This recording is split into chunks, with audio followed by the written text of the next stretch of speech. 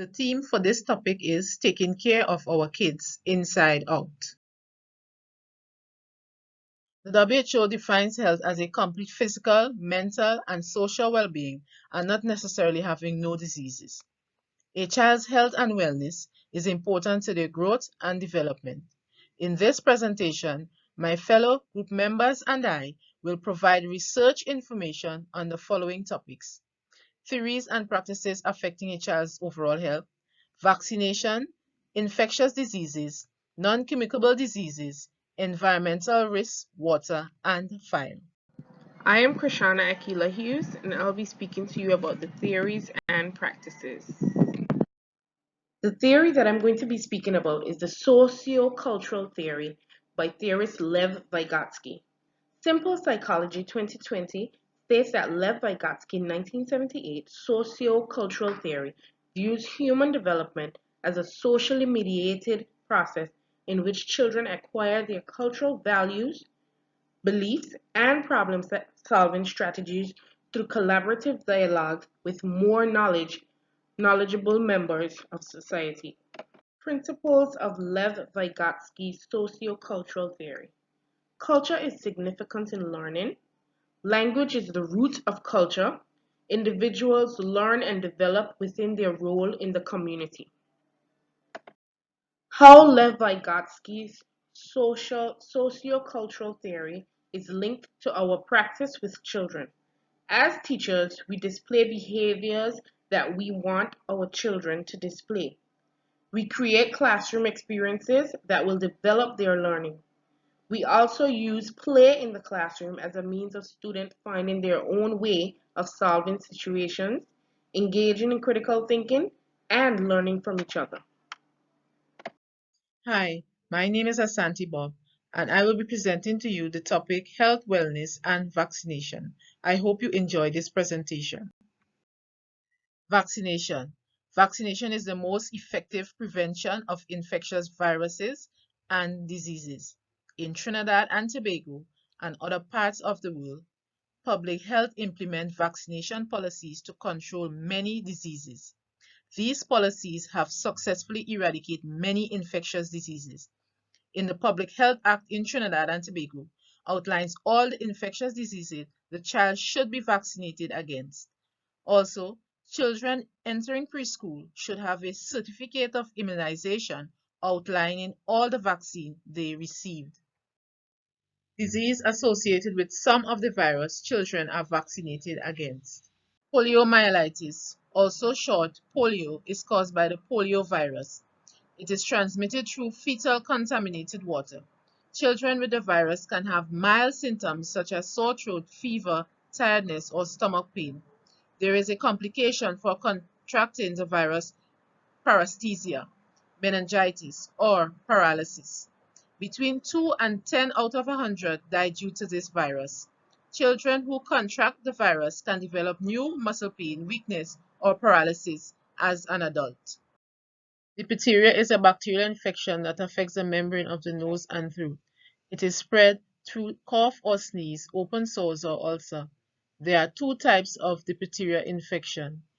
It presents symptoms of mild fever, sore throat, and trouble breathing. 5 shots of triple vaccine is given to children. It severely affects their heart, kidney, and causes death. 5 to 10% die annually. Rubella, also known as German fever, presents symptoms of headache, fever, spread through cough or sneeze. Person remain contagious 1 to 2 weeks before and after rash. A child is permanently immune if contract the virus. In rare cases, ear infection or inflammation of the brain occur. There is no long-term effect of rubella. Hi everyone, my name is Shivanti Dipnarayan and I will be talking about infectious diseases. And the two topics I chose were the novel coronavirus and dengue. I hope you enjoy my presentation. The novel coronavirus disease is a new coronavirus that has not been previously identified. The coronavirus disease 2019, abbreviated as COVID-19, was the name officially given to the virus by the World Health Organization. The virus can be transmitted by many ways, for example by aerosol transmission. However, the main way the virus spreads is by respiratory droplets between people who are in close contact with each other. Prevalence of COVID-19 in the Caribbean and the world. The Caribbean's first confirmed case was on March 10th in Jamaica. Today, there are 288,556 cases in 33 Caribbean territories. 5,284 people have recovered from the virus. The world. There are 52.3 million cases worldwide and 1.29 million deaths worldwide. 34 million people have recovered from the virus. Some symptoms of COVID-19 are difficulty breathing, chest pain, loss of speech, dry coughs, and fever. Effects of COVID-19 on children. Children who are infected severely may need intensive care or even a ventilator to help them breathe. Babies under 1 year old are more likely to get the virus. Children with medical health conditions like chronic lung disease can also contract COVID-19. How COVID-19 is treated. The U.S. Food and Drug Administration has improved the antiviral drug remdesivir to treat infected people aged 12 and older. At this time, it is also important to wear face masks and wash or sanitize your hands regularly. Other common medication and medicine like pain relievers and cough syrups are recommended to treat symptoms of the virus. Dengue. According to the World Health Organization, dengue is a mosquito-borne viral infection. Dengue can be transmitted by many ways like through blood transfusion. However, the main way dengue spreads is through bites from infected Aedes species mosquitoes. Prevalence of dengue in the Caribbean and the world. The Caribbean. Martinique recorded 1,800 to 2,000 cases and 5 deaths. In 2016, Trinidad and Tobago reported 591 possible cases, including 6 confirmed cases. The world. Cases has increased throughout the years from 505,430 cases in 2000 to over 2.4 million in 2010 and 4.2 million in 2019. In 2020, dengue continues to affect several countries like Brazil and India. Some symptoms of dengue are stomach pain, vomiting, bleeding from gums, blood in stool, and aches or pains. Effects of dengue on children. Some children don't show symptoms. Other children have mild symptoms after being bitten by an infected Aedes mosquito from 4 days to 2 weeks. If a child is severely sick, they must be taken to a hospital for supportive care immediately. How dengue is treated. There is no cure for dengue. Tylenol and other medications can be used to relieve pain and reduce fever. Supportive care is also given for persons severely affected by dengue. It is also important to rest and take in plenty fluids to avoid dehydration. Hi there parents, my name is Saran Mack and I'm going to share with you some information on non-communicable diseases and type 1 diabetes in particular. Type 1 diabetes is a disease that affects how the body processes glucose. Now, glucose is the main type of sugar that we get in our bodies, and that is according to Biola 2018. Now, type 1 diabetes is where the body can no longer produce insulin. So, our immune system mistakenly destroys the insulin producing cells in the pancreas. 5 known risk factors that are related to type 1 diabetes. The first of which is family history. Now, a child has a high risk of developing type 1 diabetes if a parent or sibling already has the disease. The second is age. Type 1 diabetes is more likely to develop in children within the ages of 4 to 7 and also 10 to 14. Next is genetic. Now, a certain gene presence may indicate an increased risk development. The fourth, geographic location. Interestingly, chances of developing type 1 diabetes increases as one travels away from the equator. And finally, certain viruses in the environment. Now, exposure to a certain virus may trigger insulin-producing cells autoimmune destruction. As it relates to prevalence, there are 76,000 children living with type 1 diabetes worldwide. Data suggests, as stated by Key 2017, that this disease is uncommon in the Caribbean. However, 10% of Jamaica's population, which is equivalent to 10,000 children, has type 1 diabetes. 4 to 5 per 100,000 children of African ancestry has type 1 diabetes in the Eastern Caribbean. Treatment for type 1 diabetes can be done 3 ways. 1, by regular insulin injection, which is the most common treatment. 2, by islet cells transplant, and finally by pancreas transplant, which is very rarely done. Exercise and diet plays an important role in controlling type 1 diabetes. Regular exercise helps improve the body's response to insulin, keeps the blood pressure and cholesterol level normal, and gets the major organs in our bodies in good shape. Additionally, having a well-balanced diet provides the children with the required nutrients to keep them active daily. Here is a suggested meal plan with the daily intake as suggested by Ali 2019. For breakfast, the child can have scrambled eggs with a slice of multigrain toast, half a banana, and 1 cup of low-fat milk.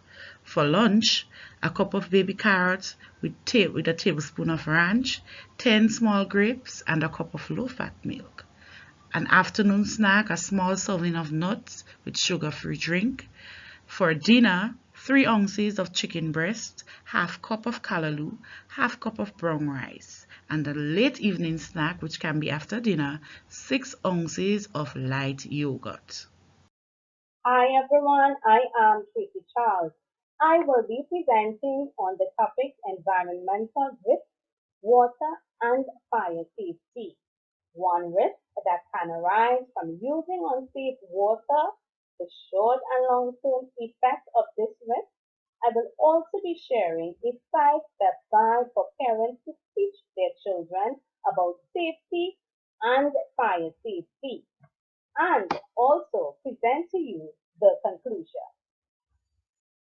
A risk that can arise from using unsafe water is cholera. This is a bacterial disease that is caused from the consumption of contaminated food and water, and if left untreated, can cause the loss of human life within hours. This risk can lead to short and long-term effects, such as an outbreak in a community and, in most cases, causing a public health hazard, even adverse effects on the human body. The World Health Organization states that researchers have estimated about 1.3 to 4.0 million cases and 21,000 to 143,000 deaths around the world annually due to cholera.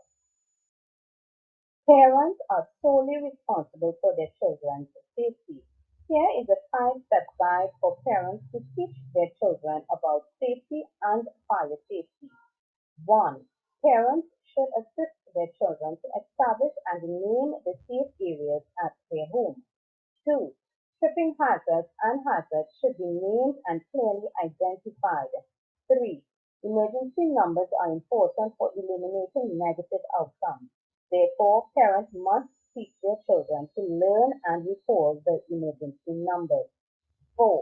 Parents are their children's role models, and children would rather mimic your actions than do what you say to them. Modeling safe behavior while in the kitchen, such as using hot holders when touching hot surfaces or holding a hot pan, switching off the gas immediately after use, will help children to be aware of the safety risks in the kitchen and practice safe behavior. 5. Kitchen safety tips should be discussed before allowing children to assist with the preparation of meals in the kitchen. Lev-Vygotsky's theory underpins the way a child is influenced by their environment. Incorporating play as the learning tool in the classroom creates positive learning experiences for children's development. The transmission of bacteria and viruses are organisms caused by infectious diseases such as dengue and COVID-19. Bacterial diseases such as cholera and other waterborne diseases are transmitted to children and adults due to unsafe water caused by inadequate sanitation. Diabetes is a chronic disease and remains the leading